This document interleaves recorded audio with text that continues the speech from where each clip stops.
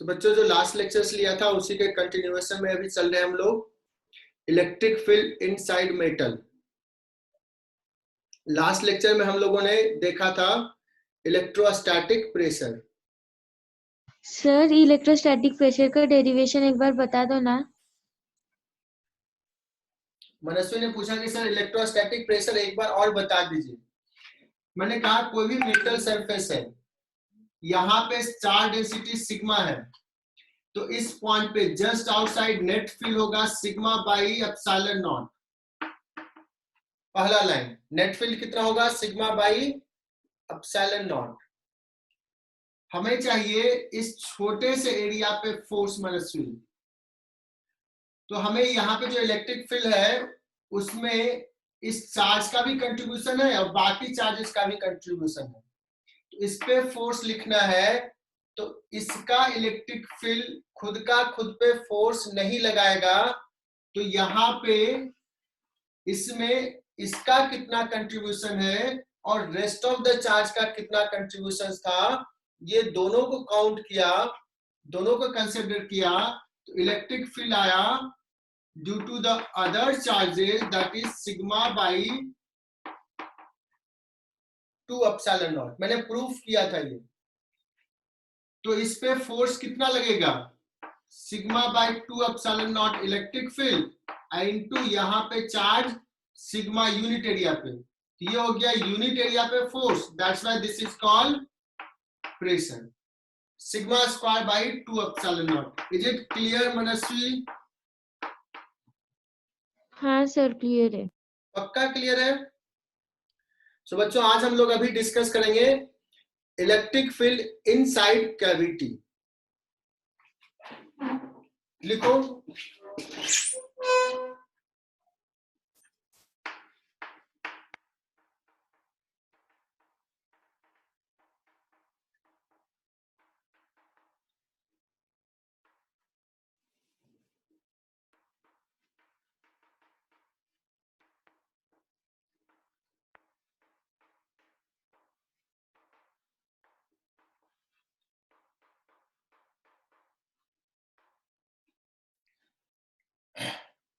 मैंने लिखा electric field inside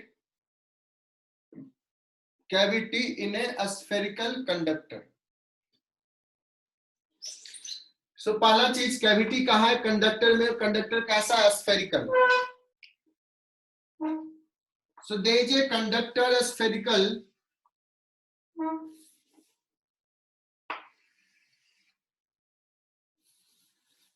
okay बच्चों,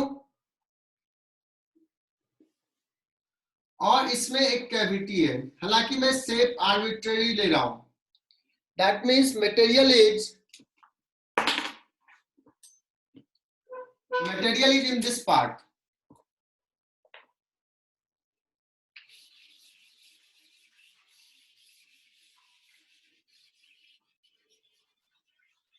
और यहाँ कैविटी है, शायद दिख रहा होगा, तुम लोग भी डायग्राम ड्रॉ कर लो।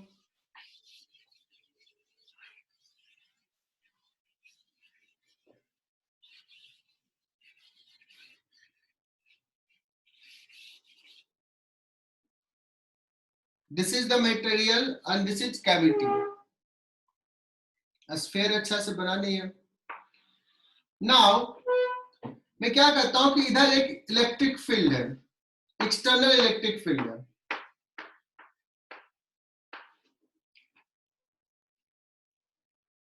क्या है बच्चों, एक्सटर्नल इलेक्ट्रिक फील्ड है, तो उसके कारण क्या होगा, ये फील्ड चार्जेस पे फोर्स लगाएंगे, चार्जेस पे फोर्स लगाएंगे तो इलेक्ट्रॉन्स पे फोर्स इधर लगेगा, तो electrons will start accumulating on this surface, ऐसा हमने बताया था। इलेक्ट्रॉन्स इधर से इधर शिफ्ट हो रहा है तो इस पे पॉजिटिव चार्ज होगा, पोलराइजेशन ऑफ चार्जेस होंगे, जो भी सरफेस चार्ज होगा एक्सेस चार्ज, हमने क्लियरली बताया था ऑल एक्सेस चार्ज कहां रिसाइड करता है Akash, all excess charge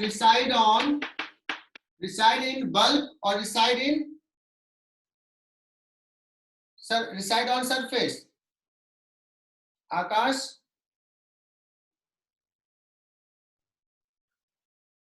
so यहां चार्ज तो होगा ही. What about this?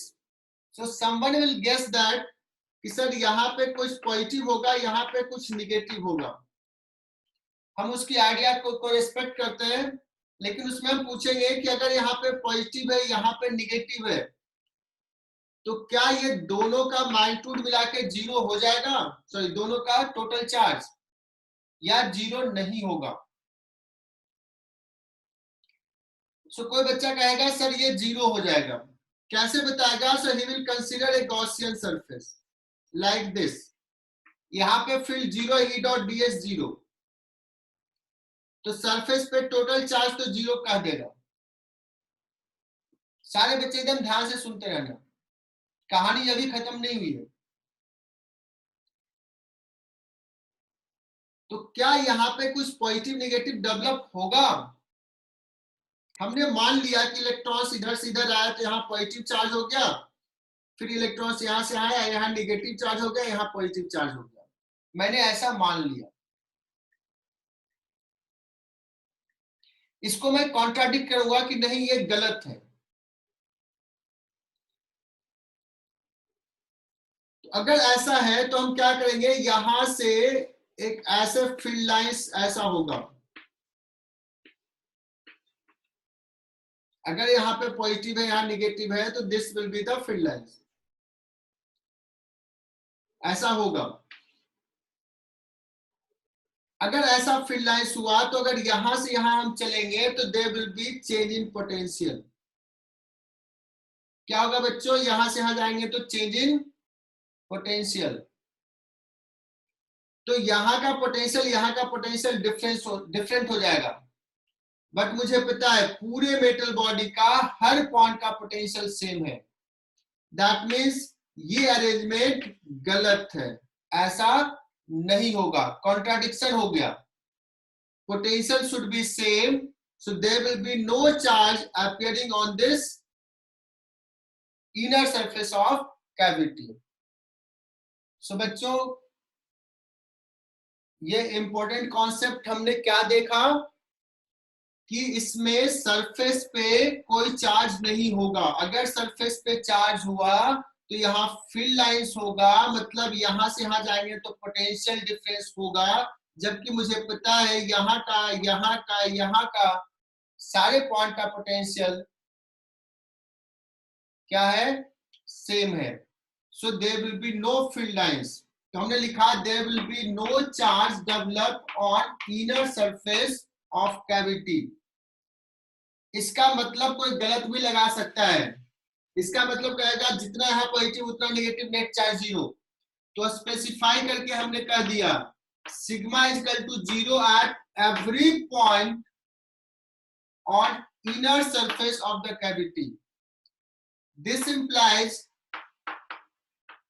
there will be no field line inside cavity. So material में फील्ड लाइंस तो 0 है ही, मटेरियल में तो 0 है ही, अंदर में भी 0 है फील्ड लाइंस.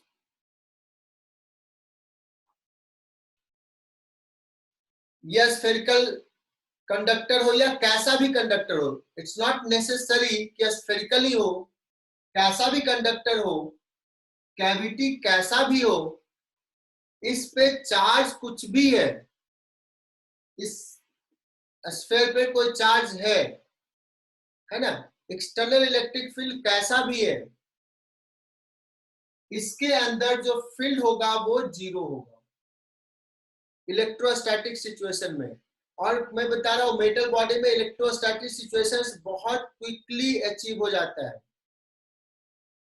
बहुत ही क्विकली अचीव हो जाता है. मतलब चार्जेस रीअरेंज हो जाते हैं सडनली. अगर मान लो बाहर इलेक्ट्रिक फील्ड स्विच ऑन किया तो ये करके यहाँ तो फील्ड 0 है ही, इनफैक्ट कैविटी में जहां पे मटेरियल है भी नहीं, कंडक्टर है भी नहीं, स्टिल यहाँ पे भी फील्ड 0 होगा. That's why metal sheet metal box is used for shielding. Shielding means कि कोई हमारा इंस्ट्रूमेंट है जो बहुत सेंसिटिव है इलेक्ट्रिक फील्ड का, अगर इलेक्ट्रिक फील्ड कुछ ज्यादा कम हो, फ्लक्चुएट करे सराउंडिंग में, तो वो उस इंस्ट्रूमेंट को क्या कर दे, उस इंस्ट्रूमेंट को डैमेज कर सकता है। तो अगर उसको, या चाहे मैं खुद ही हूं, इलेक्ट्रिक फील्ड, बहुत large electric field can damage, तो क्या होगा अगर हम मेटल बॉक्स के अंदर है, मेटल बॉक्स के अंदर है, तो बाहर के इलेक्ट्रिक फील्ड का फ्लक्चुएशंस हमें एक्सपीरियंस नहीं होगा। That's why this is called shielding. So metal box is used for shielding.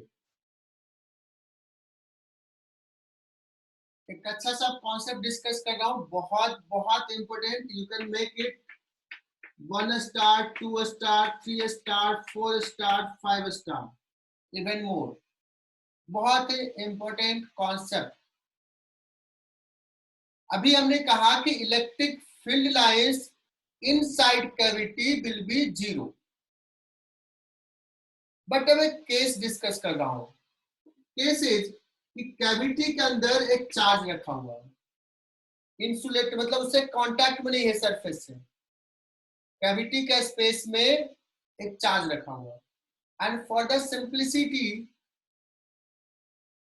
Cavity का भी शेप हमने जो लिया है वो कैविटी का शेप भी स्फेरिकल ले लिया है। बाद में स्फेरिकल नहीं भी डिस्कस करेंगे, अभी स्फेरिकल लिया। और चार्ज को भी हमने सेंटर पे प्लेस किया है। ए charge Q is placed at centre of the cavity. अब देखो अब सिचुएशंस क्या होगा। अगर मैं कहूं ये Q है, तो क्या इसके इनर सरफेस पे कुछ चार्ज डेवलप होगा बच्चों? इसके इनर सरफेस पे कुछ चार्ज डेवलप होगा। And now you are brilliant, पहले भी थे, अब बता सकते हो कि ये कितना चार्ज इनर सरफेस पे डेवलप होगा। डजंट मैटर रेडियस क्या है, डजंट मैटर ये बाहर का रेडियस क्या है, डजंट मैटर बाहर का इलेक्ट्रिक फील्ड क्या है, ये माइनस क्यू डैश ही डेवलप, माइनस क्यू ही डेवलप होगा। क्या ये बच्चों तुम लोग प्रूफ कर सकते हो कि अगर Q है तो इसके इनर सरफेस पे माइनस क्यू डेवलप होगा? अगर ये Q सेंटर पे है तो ये माइनस क्यू जो होगा यूनिफॉर्मली डेवलप होगा, हर पॉइंट पे सेम होगा। So total charge develop on inner surface of cavity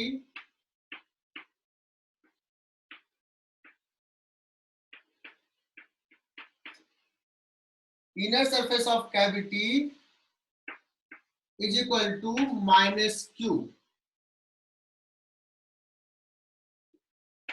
If Q is at center of,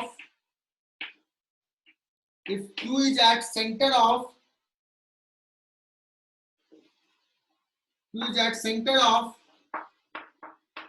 a spherical cavity, then minus Q will be uniformly distributed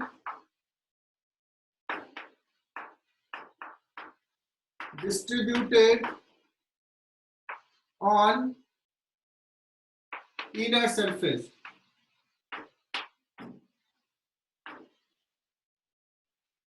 मैंने बोलते गया हूं, शायद ये दिख नहीं रहा होगा, मैं थोड़ा नीचे कर रहा हूं, अब दिख जाएगा।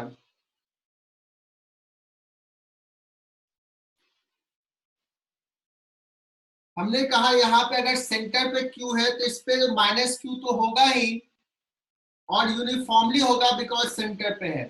And it will not depend कि बाहर इलेक्ट्रिक फील्ड क्या है। लैंग्वेज सुनना, बाहर इलेक्ट्रिक फील्ड क्या है, इस पे चार्ज क्या है, उस पे डिपेंड नहीं करेगा। And there will be field lines. कैसा होगा फील्ड लाइंस, ऐसा होगा, field lines will hit normally.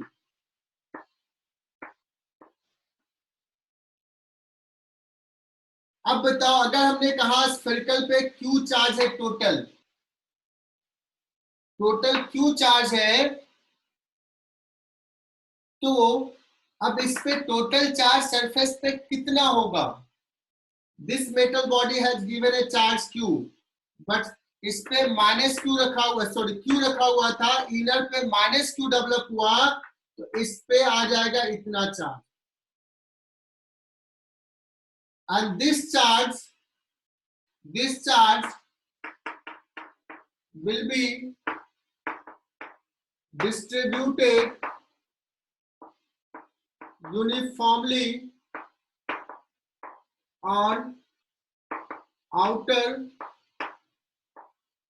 surface of a spherical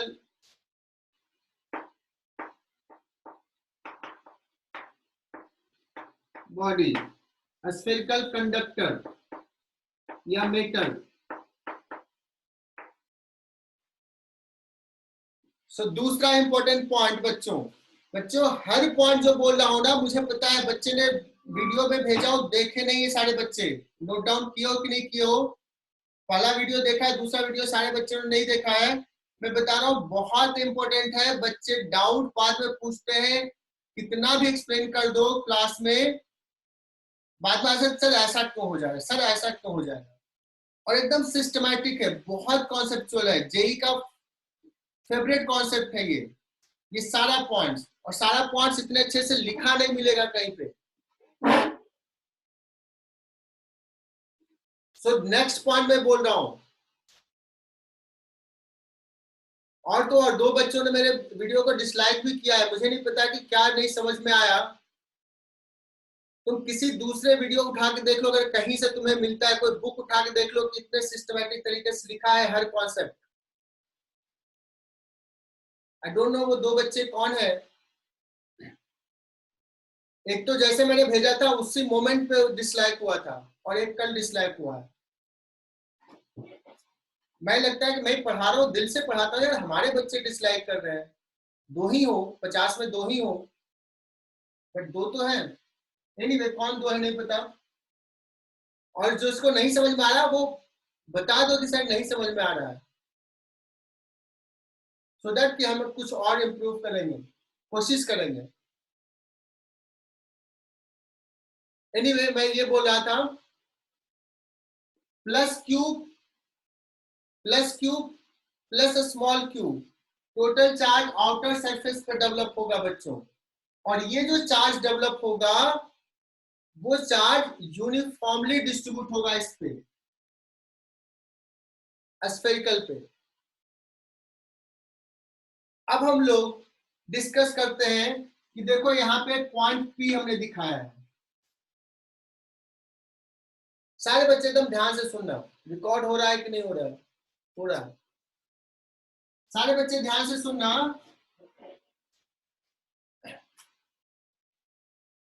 कि यहां से इतने डिस्टेंस पे, आर डिस्टेंस पे हमें फील्ड निकालना है। तो फील्ड जो नेट होगा उसमें किसका किसका कंट्रीब्यूशन होगा बच्चों, उसमें कंट्रीब्यूशन होगा इस पॉइंट चार्ज क्यू का, इस इनर सरफेस चार्ज जो डेवलप हुआ है उसका, और आउटर सरफेस पे जो डेवलप हुआ है उसका। ये तीन चार्ज डिस्ट्रीब्यूशन का यहाँ पे कंट्रीब्यूशन होगा। बाहर में भी हम एक्सटर्नल फील्ड नहीं ले रहा हूं, वो रहेगा तो उसको भी काउंट करेंगे। सो अभी हम लोग सिंप्लिसिटी के लिए, समझाने के लिए, टू गेट ये विजुलाइज हो जाए, हमने ये जो कंडक्टर लिया था वो शेप लिया था स्फेरिकल, चार्ज क्यू को हमने रखा सेंटर पे। Now you can say that कि ये क्यू चार्ज, पॉइंट चार्ज और इनर सरफेस का चार्ज, ये दोनों मिला के यहाँ पे फील्ड कितना करेगा? मनस्वी से मैं पूछूंगा। तो मनस्वी ने बहुत सही जवाब दी कि सर इसका और इसका मिला के यहाँ पे 0 करेगा, इसका और इसका मिला के यहाँ भी 0 करेगा। मतलब सराउंडिंग के हर पॉइंट पे, outside point of the cavity, यहाँ पे भी, बिकॉज ये Q और ये -Q, ये -Q भी कहाँ प्लेस दिखेगा? सेंटर पे। सो सराउंडिंग के हर पॉइंट आउटसाइड दिस कैविटी, इसका और इसका मिलाकर के फील्ड 0 होगा। एम आई क्लियर बच्चों? I hope. तो इस पॉइंट पे अब नेट फील्ड किसका होगा? इसका होगा। नेट फील्ड कितना होगा? तो सिंपली लिखेंगे के capital Q plus small q by r square. That means इस डिस्टेंस का कोई रोल, x का कोई रोल यहाँ पे फील्ड में नहीं होगा। तो ये सारे बच्चे डायग्राम पूरा ड्रॉ कर लें, फिर आगे मैं बढ़ता हूं। तो बच्चों अभी हमने स्फेरिकल कैविटी बताया, बट अब बता रहा हूं कि किसी भी शेप का कैविटी हो, किसी भी शेप का कैविटी हो, Q चार्ज कहीं भी प्लेस्ड हो, तो अगर ये Q चार्ज है तो इस पे इनर सरफेस पे होगा -Q, इनर सरफेस पे डेवलप होगा -Q, there is no doubt. It will not depend upon shape of the cavity. And most important thing, तो ये 5 स्टार लगाया हूं कि इसका Q चार्ज और इनर सरफेस का चार्ज, ये दोनों मिला करके net electric field outside point पे अभी भी 0 रखेगा। सो क्या लिख लोगे? फील्ड ड्यू टू Q, ये Q क्या है? Charge inside the cavity, charge placed inside the cavity, Q and induced charge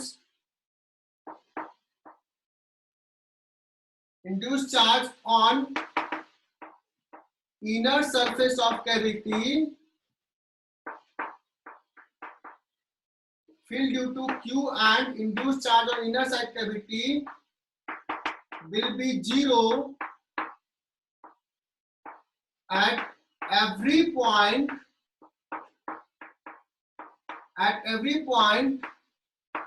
outside the cavity. ये फैक्ट बता रहा हूं, इसको एक्सप्लेन करना थोड़ा मुश्किल होता है।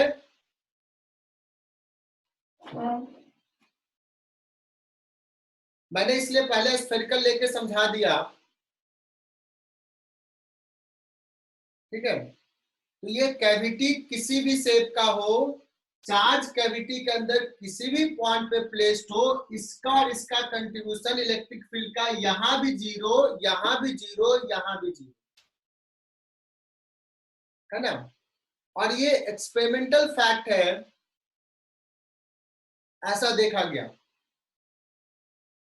तो अगर और क्या देखा गया, ये जो चार्ज यहाँ पे +Q, capital Q plus small q होगा, ये इस पे यूनिफॉर्मली डिस्ट्रीब्यूट होता है, और सेंटर से r डिस्टेंस पे जितना फील्ड इधर है उतना ही फील्ड r डिस्टेंस पे यहाँ होगा, उतना ही फील्ड यहाँ पे होगा, मैग्नीट्यूड में, डायरेक्शन तो रेडियली होगा, उतना ही फील्ड इधर होगा। सारे बच्चे ध्यान से सुनना, अगर मैं मेटल के बाहर देखूं सेंटर से r डिस्टेंस पे, तो इलेक्ट्रिक फील्ड सेम मैग्नीट्यूड का ही होगा, रेडियली आउटवर्ड होगा। मतलब ये इस पे डिपेंड नहीं करेगा कि कैविटी का शेप कैसा है, कैविटी का पोजीशन किधर है, मतलब इधर है या इधर है या इधर है, कैविटी में चार्ज कहां प्लेस्ड है, ये सारे चीजों से इंडिपेंडेंट होता है फील्ड जो होगा KQ बाई R स्क्वायर हो जाएगा। सो दिस इज कॉल्ड ये metal body completely hides its information about cavity. Metal body में कैविटी का, अगर कैविटी में कोई चार्ज प्लेस कर दिया है तो कैविटी का शेप, साइज एंड पोजीशन, इसके बारे में कुछ भी हम नहीं बता सकते हैं by just measuring electric field outside point. So statement हमने बोला metal body completely hides its information about cavity. तो सवाल ये था कि एक पॉइंट चार्ज क्यू कैविटी के अंदर है, जो सेंटर से b डिस्टेंस पे कैविटी है, रेडियस r है। इसके सेंटर से आउटसाइड पॉइंट पे 2r पे एक चार्ज पॉइंट चार्ज q है, ये चार्ज q है। पोटेंशियल एट a निकालना है। तो मैं क्या करूंगा, व्हाट वी विल डू, कि हम a पॉइंट पे नहीं, हम b पॉइंट पे पोटेंशियल o पॉइंट पे निकालेंगे। तो हम स्मार्टली क्या करेंगे, VO निकालेंगे।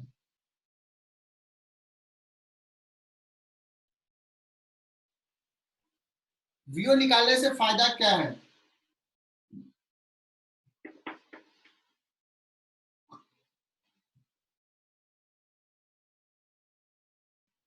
अब सारे बच्चे ध्यान से सुनना।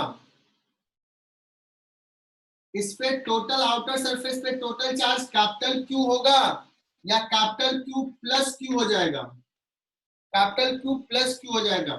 यहाँ पे चार्ज Q है तो इस पे चार्ज माइनस Q डेवलप हो जाएगा। सो इस चार्ज Q रिकॉर्ड हो रहा है ना, हाँ, इस चार्ज Q और इस चार्ज माइनस Q के लिए यहाँ पे पोटेंशियल हो जाएगा 0 O पॉइंट पे। सो 0 प्लस 0, सॉरी 0 नहीं, सॉरी ऐसे लिखेंगे K small q by B plus K minus Q by B. पहली बार में मैं लिख रहा हूं इसका और इसका, जो कि 0 हो जाएगा, प्लस इसके कारण हो जाएगा K Q plus Q upon R plus K Q, इस पॉइंट चार्ज के कारण यहां पे potential K Q by 2r। I hope कि यहां तक समझ में आ गया हो, है ना। तो तेजस ने बताया कि सर ये चार्ज नॉन यूनिफॉर्मली डिस्ट्रीब्यूट होगा इस पे because of this capital Q, because of this external factor, but still we don't have any problem in writing potential at O due to charge on the surface.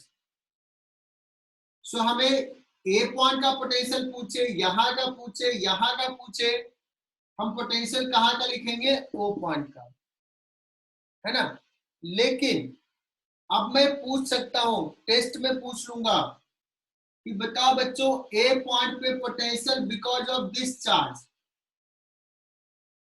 Because of charge on the surface कितना होगा। तुम कहोगे sir बहुत simple है, आप मुझे परेशान नहीं कर सकते हो। हम ए पॉइंट पे नेट पोटेंशियल लिख सकते हैं। ए पॉइंट पे इसका और इसका पोटेंशियल 0 रहेगा, इसका तो लिखने आता है ए पॉइंट पे, तो जब नेट पता है तो इसके कारण जो नॉन यूनिफॉर्म है उसके कारण बता देंगे।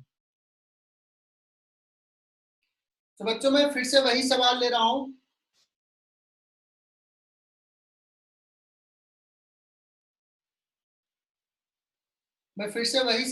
हूं, कि अगर मैं पूछूं कि इस पॉइंट पे पोटेंशियल ए तुमने निकाल दिया, इस पॉइंट पे potential due to the charge on the surface of the sphere ये निकाल लिया, मैं यहाँ का पोटेंशियल यहाँ करने में मैं पूछूंगा ये पॉइंट है P जो यहां से डिस्टेंस है R/2 पे, क्या इस पॉइंट का पोटेंशियल हम निकाल पाएंगे।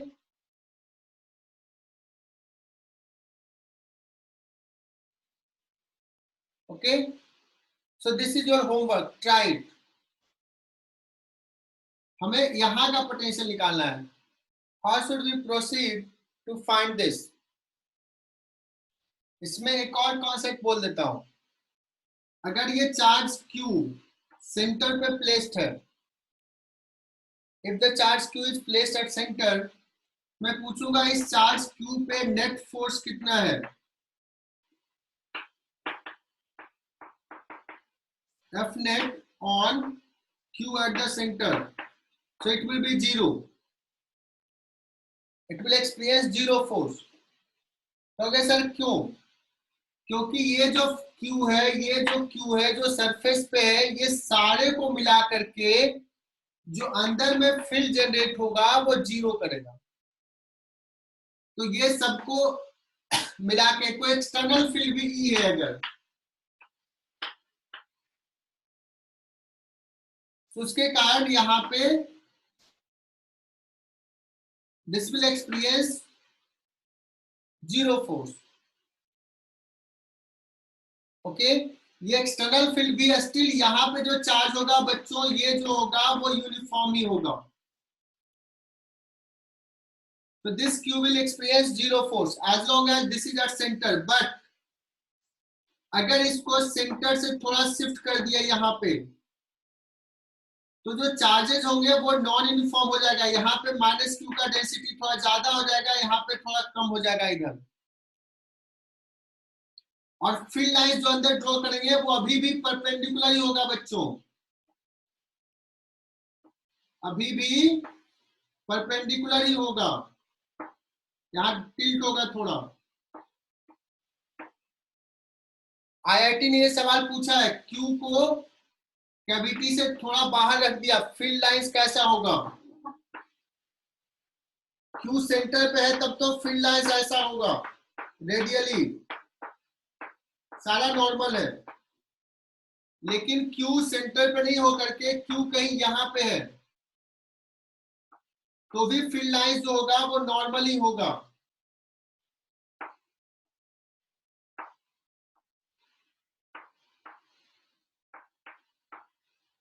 समझ में आ रहा है? This will be the field lines.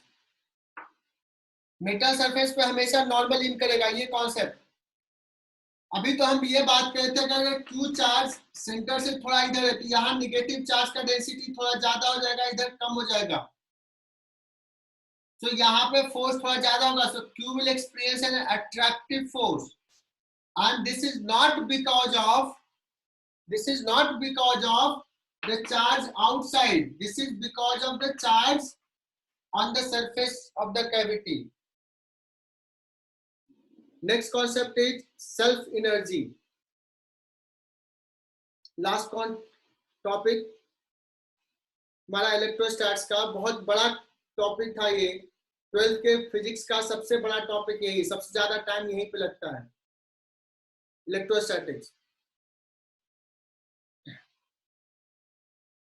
So what is self energy, है ना?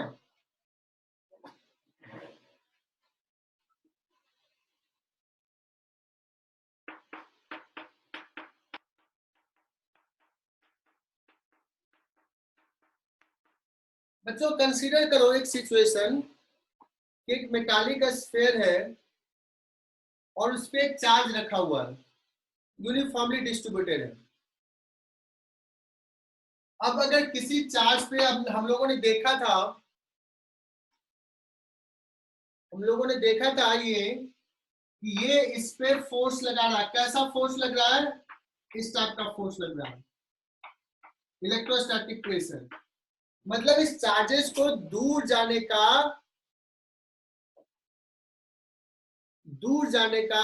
टेंडेंसी है, वो चाह रहा है दूर जाए। इस मेटल स्फीयर में एक टेंसाइल स्ट्रेस डेवलप रहा होगा, हो जाए। तो अगर दूर जाने का है तो इसको अगर मान लो कि सपोज अभी तो इलेक्ट्रॉन चार्ज मूव नहीं कर सकता, मटेरियल से बाहर नहीं निकल सकता बिकॉज अदर फोर्सेज है जो कि रोक के रखे हुए हैं, बट ये चार्जेस एक दूसरे से फोर्स लगा के दूर तो करना चाह रहा है एक दूसरे को। अगर कोई कहा जाए कि ऐसा सिस्टम बना ले, ये चार्जेस ऐसे रख करके स्फीयर पे छोड़ दो, रिलीज कर दो, they are free to move, तो क्या होगा, वो मूव करना शुरू कर देंगे, इस पे फोर्स लगेगा, आगे जाएगा तो उसको काइनेटिक एनर्जी मिला। तो काइनेटिक एनर्जी कहां से आया होगा, इसी के कॉस्ट पे आया होगा, मतलब इसके पास खुद एनर्जी है, तभी तो ये काइनेटिक एनर्जी दे रहा है। जैसे से आगे जाते जाएगा काइनेटिक एनर्जी बढ़ते जाएगा, मतलब अपना पोटेंशियल एनर्जी लूज कर रहा है in terms of kinetic energy. मतलब इसके पास कुछ पोटेंशियल एनर्जी है, हमें निकालना है कि how much potential energy is. Okay, तो इस चैप्टर में हम लोग पढ़ेंगे कितना पोटेंशियल एनर्जी है। तो क्या करते हैं, इसका सॉल्व करने का 2-3 तरीका है। मैं एक तरीका, बेसिक तरीका बता रहा हूं, ये एच.सी. वर्मा के गॉस लॉ के चैप्टर में थ्योरी पार्ट में ये दिया हुआ है, इसलिए थ्योरी पार्ट में एच.सी. वर्मा ने लिखा है, बिकॉज उस समय आईआईटी ने 90s में, जिस समय एच.सी. वर्मा बुक लिखे थे 94 के आसपास में, 90s में आईआईटी ने ये सवाल पूछ दिया था, तो उसको उन्होंने थ्योरी में डाल दिया इस कॉन्सेप्ट को, सेल्फ एनर्जी। तो मैं इसको समझा रहा हूं कि कैसे एनर्जी लिखेंगे। इमेजिन ये सारे चार्जेस जो है वो इंफिनिटी पे है इनिशियली, टोटल चार्ज क्यू था, अभी सोचो कि सब इंफिनिटी पे, एक दूसरे से लार्ज डिस्टेंस पे है, एक दूसरे से लार्ज डिस्टेंस पे है, तो पोटेंशियल एनर्जी कितना है, 0। अब किसी ने, तेजस ने गया थोड़ा सा चार्ज पकड़ा और लाके यहां पर रख दिया, फिर कोई गया थोड़ा सा चार्ज पकड़ा लाके रख दिया, धीरे धीरे इंफिनिटी से इस पे चार्ज लाके जमा कर रहे हैं। तो किसी टाइम पे तुमने क्यू चार्ज इस पे ऑलरेडी रख दिया है, और डीक्यू चार्ज फर्दर इंफिनिटी से यहां लाया। तो लेट्स किसी मोमेंट पे ऑलरेडी इस पे क्यू चार्ज है और डीक्यू चार्ज फर्दर लाया, तो कितना पोटेंशियल एनर्जी में चेंज हुआ है इस डीक्यू चार्ज के लाने के corresponding.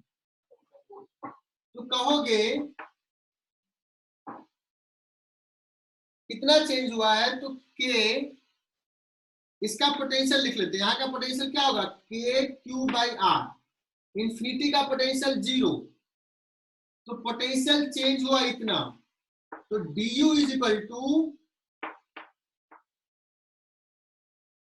dq into v, change in potential. du is equal to, क्या ये लिख सकते हैं बच्चों, तुम लोग बताना, change in potential energy is, यहाँ का potential K Q by R, infinity का पोटेंशियल 0, तो 0 से यहाँ पोटेंशियल आया, पोटेंशियल चेंज इतना, चार्ज कितना आया डी क्यू, बट हमने तो टोटल चार्ज क्या लाया क्यू, तो total potential energy change is equal to K Q D Q by R, ये आर रेडियस है बच्चों,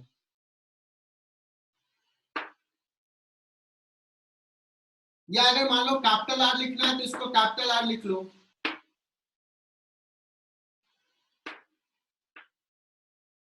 इंफिनिटी से यहां लाया तो इतना चार्ज हुआ, क्या वेरिएबल है क्यू, 0 से लेकर के कैपिटल क्यू तक, तो delta U change in potential energy is equal to K Q square by 2r।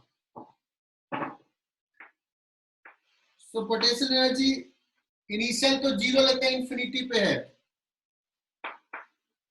Infinity पे है तो 0 लेते हैं, तो टोटल पोटेंशियल एनर्जी क्या कहेंगे, 1/4 पाई एप्सिलॉन नॉट, ये 2 लिख लिया तो जाएगा 8 Q square by R. This is potential energy of a spherical shell, this is called self energy.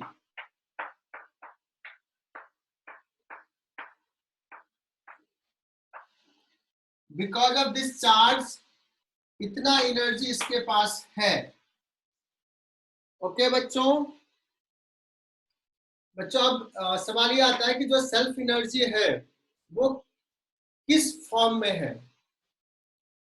Actually जो टोटल एनर्जी है that is in the form of electric field, because ये अगर spherical shell है तो वो generate कर रहा है इलेक्ट्रिक फील्ड,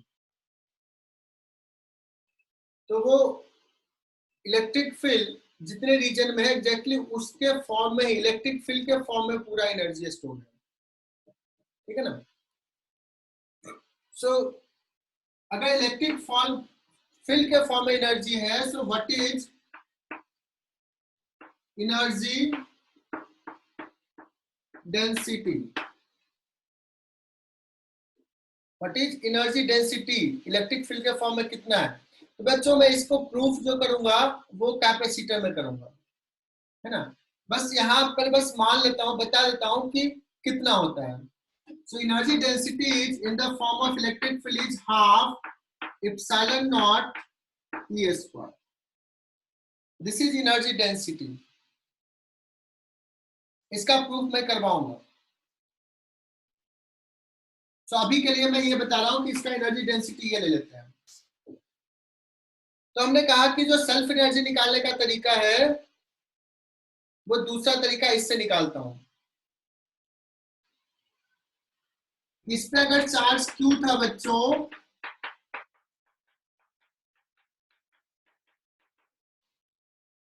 अगर इस पे चार्ज क्यू था तो इलेक्ट्रिक फील्ड इस रीजन में है और इस रीजन में इलेक्ट्रिक फील्ड इस रीजन में नहीं है। ये जो रीजन में इलेक्ट्रिक फील्ड अलग अलग पॉइंट पे अलग अलग है, डेंसिटी अलग होगा। हमें निकालना है कि पूरे इलेक्ट्रिक फील्ड में कितना एनर्जी स्टोर्ड है। बच्चों इस केस में क्या करेंगे, इलेक्ट्रिक फील्ड अलग है अभी हमने समझाया, तो हमें एलिमेंट लेना पड़ेगा आर रेडियस का, dr थिकनेस का एक स्फेरिकल सेल लेते हैं।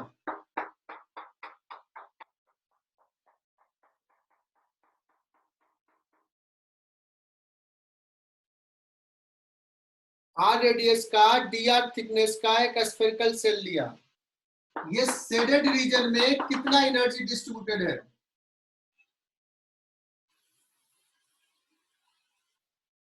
how much energy is distributed in this shaded region। तो आगे du is equal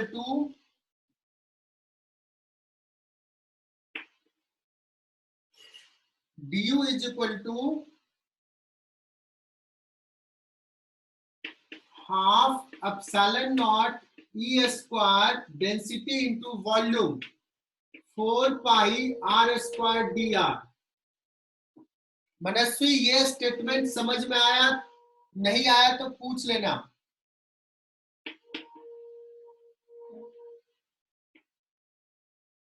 इसका रेडियस r ले लिया हूं, हाफ एप्सिलॉन नॉट E हो जाएगा 1/4 पाई एप्सिलॉन नॉट का स्क्वायर, E स्क्वायर है Q square upon r to the power 4 K Q by R square का होल स्क्वायर इंटू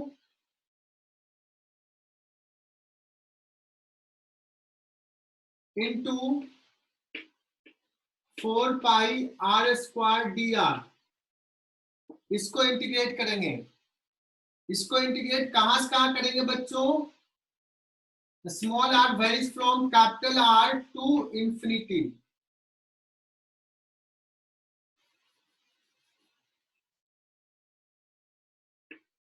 सो एक एप्सिलॉन नॉट स्क्वायर, ये एप्सिलॉन नॉट है गया, एक 4 पाई जाएगा तो 1/4 पाई एप्सिलॉन नॉट बचा क्यू स्क्वायर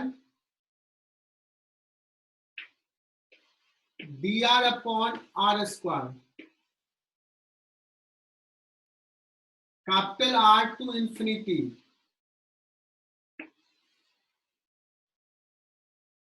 सो ये -1/r होगा, इसको पुट कर दोगे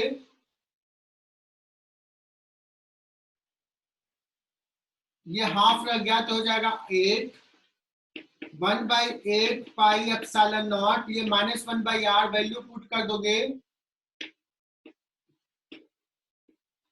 तो 1/r आ जाएगा। यही रिजल्ट था बच्चों।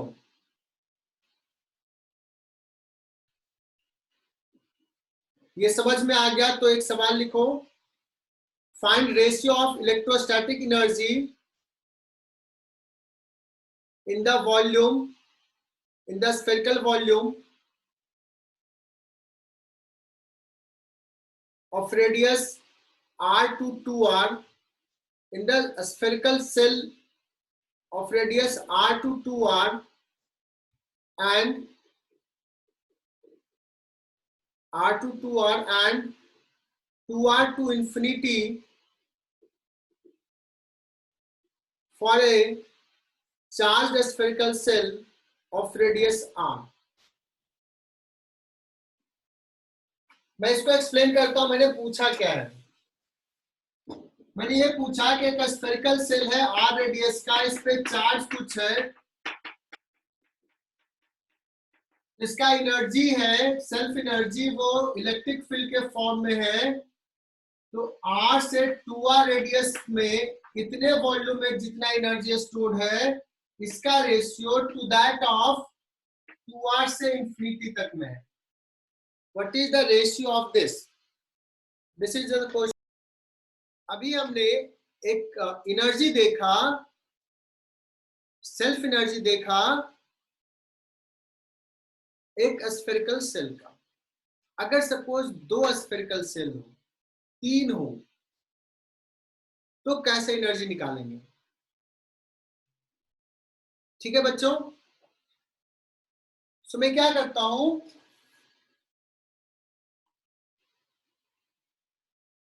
एक स्फेरिकल सेल ले लिया आर रेडियस का, एक दूसरा स्फेरिकल सेल ले लिया, इसको चार्ज दिया Q, सपोज इसको चार्ज दे दिया 2Q।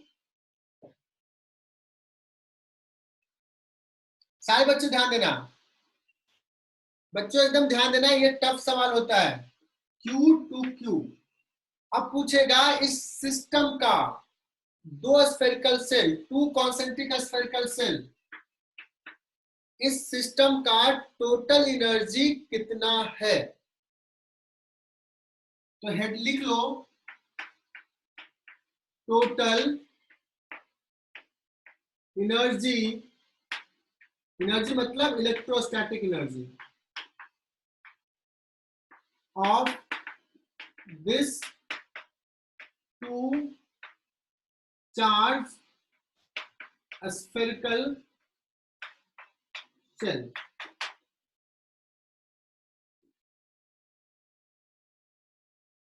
So there will be 2 method. अब देखना कि 2 मेथड में कौन सा तुम्हें अच्छा लगता है। पहला method,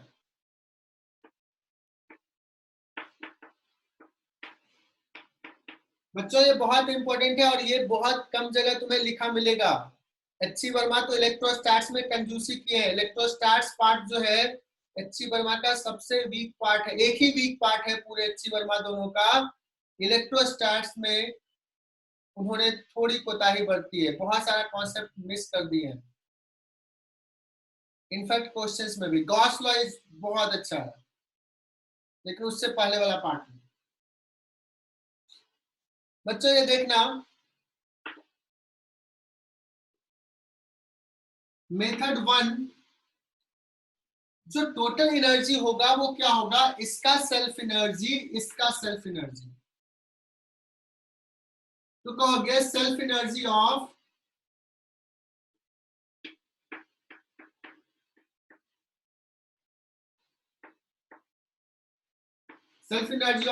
metal 1 plus sphere 1 plus self energy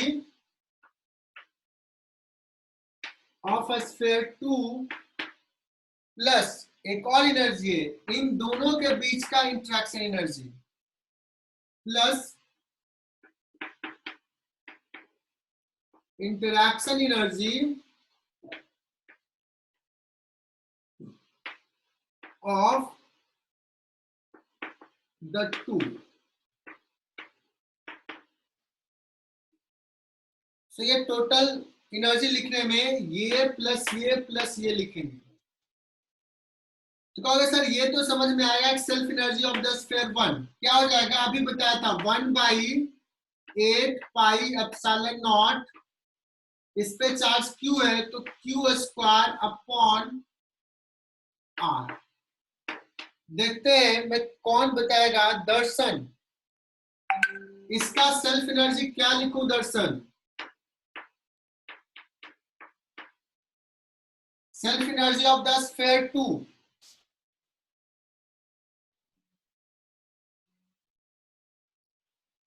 बहुत देर लगाएगा, मैं ही लिख लेता हूं, 2q का होल स्क्वायर, चार्ज 2q दिया है, 2q का whole square divide by radius, इसका रेडियस है 2r, लिख लिया, प्लस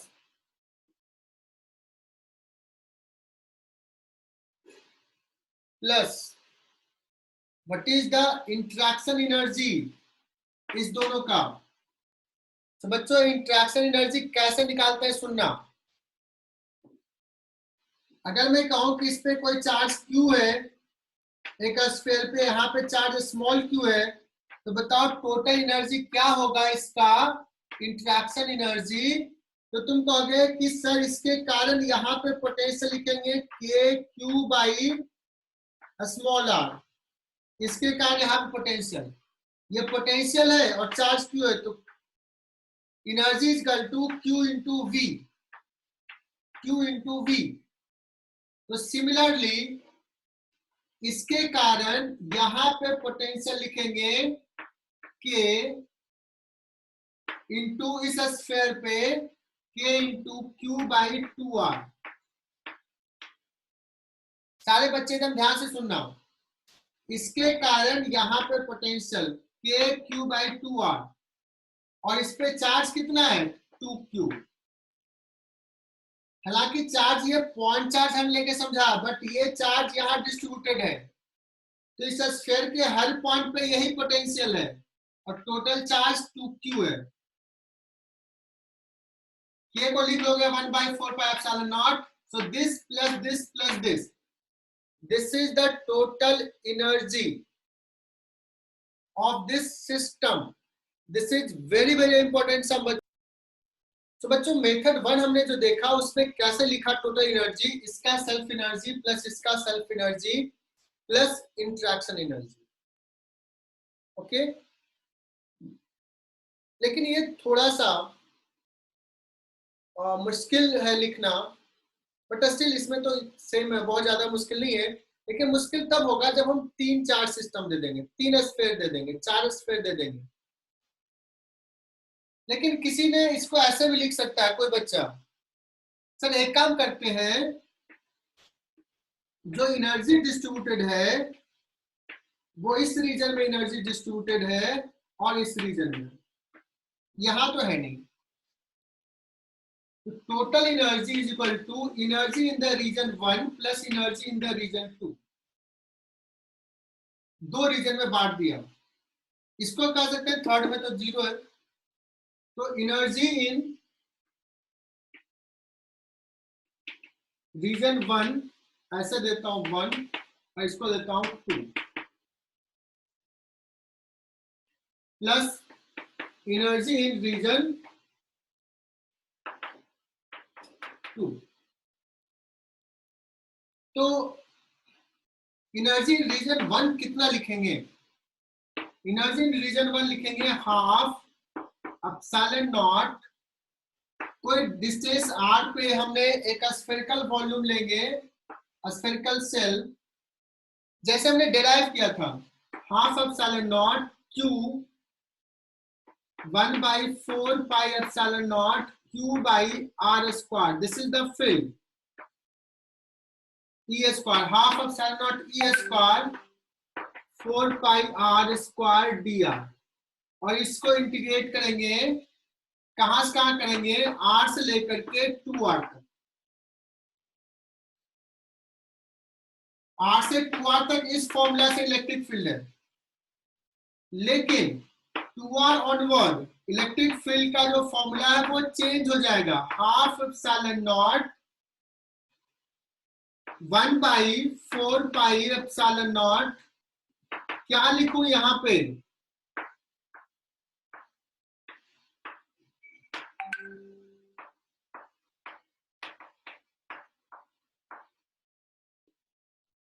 इसको इंटीग्रेट करेंगे, कहां से कहां पुट करेंगे लिमिट?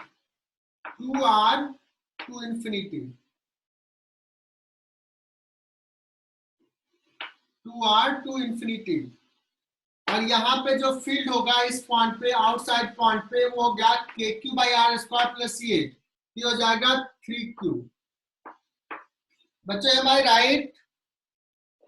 तो इस रीजन का एनर्जी प्लस इस रीजन का एनर्जी है, दोनों एनर्जी ऐड कर दोगे।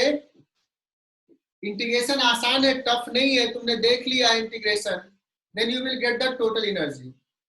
एंड आई विल रिकमेंड कि इस टाइप से अगर करोगे तो सवाल थोड़ा आसान होगा। अगर 2 से ज्यादा दिया तो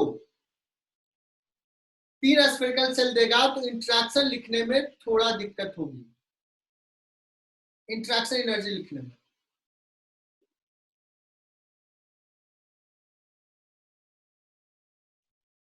तो बच्चों एक सवाल लिखो, एक सवाल लिखो। फाइंड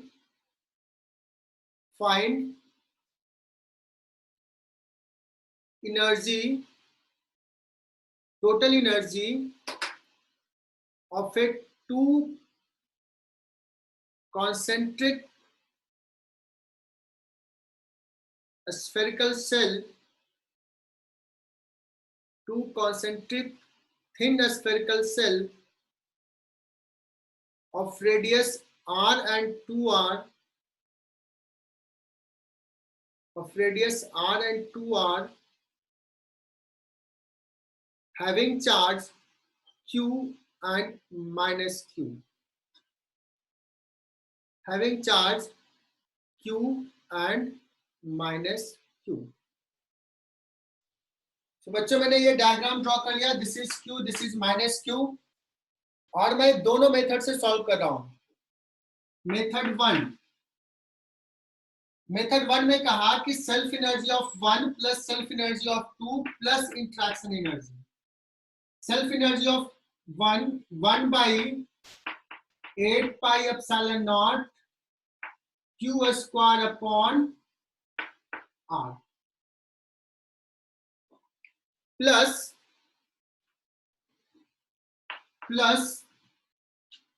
इधर से लिखने में नहीं बनेगा, प्लस कितना लिखेंगे इसके कारण के 1 by 8 pi epsilon naught, ये माइनस क्यू है बच्चों, लेकिन माइनस क्यू का स्क्वायर भी करेंगे तो पॉजिटिव ही हो जाएगा। शांतनु अभी आ रहा है। माइनस क्यू का square divide by radius is 2r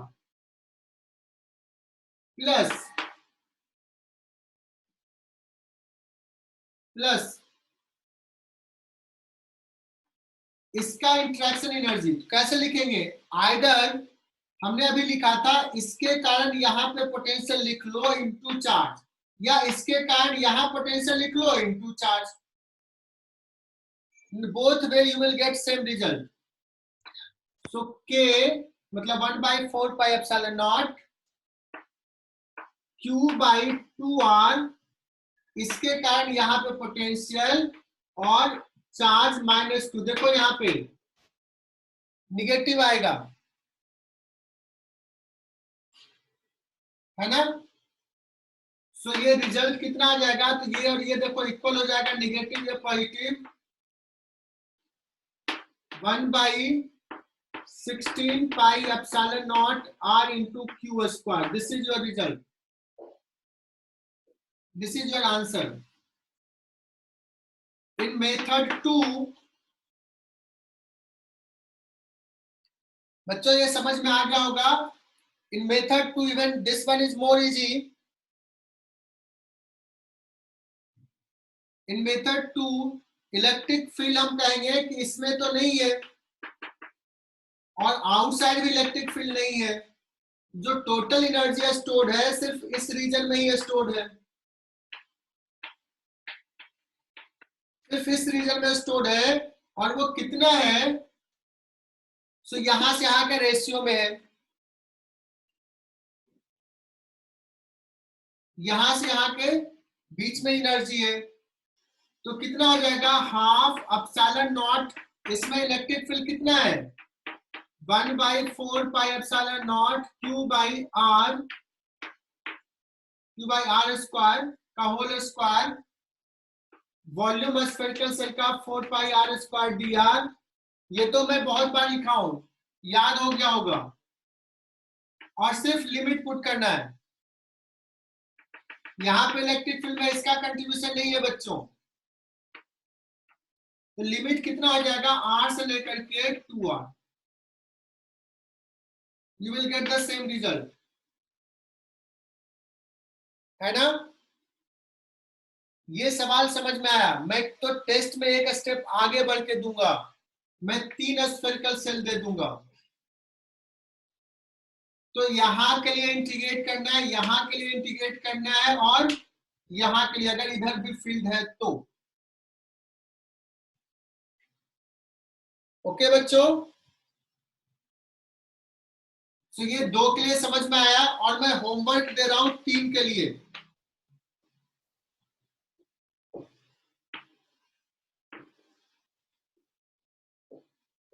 Q 2Q minus 3Q.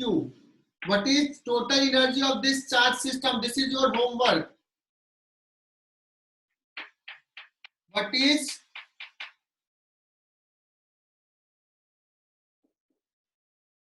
homework लिख लो, what is total energy of this charge system? Radius दे देता हूं R, 2R and 3R.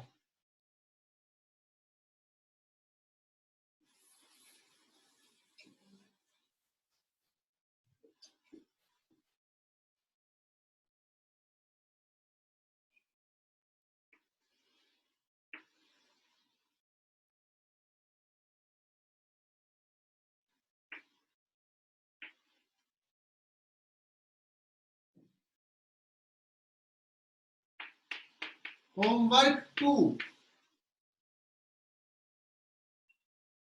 Homework second, पहला होमवर्क, सेकेंड, ये भी Q, ये भी Q,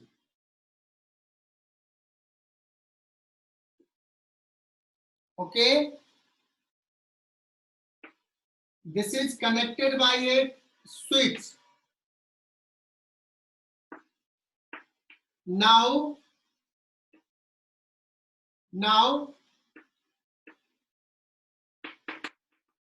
switch S is closed.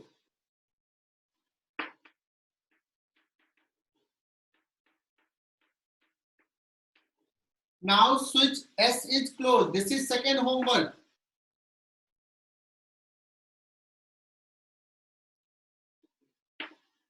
Switch को क्लोज करोगे तो क्या होगा बच्चों, तुम्हें पता है ये सारा चार्ज इस पे फ्लो कर जाएगा, सारा का सारा charge.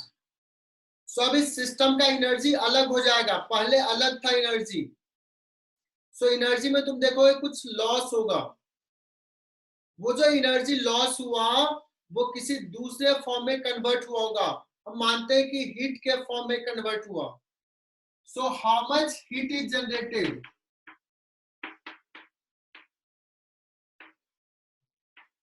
how much heat is generated if the switch is closed?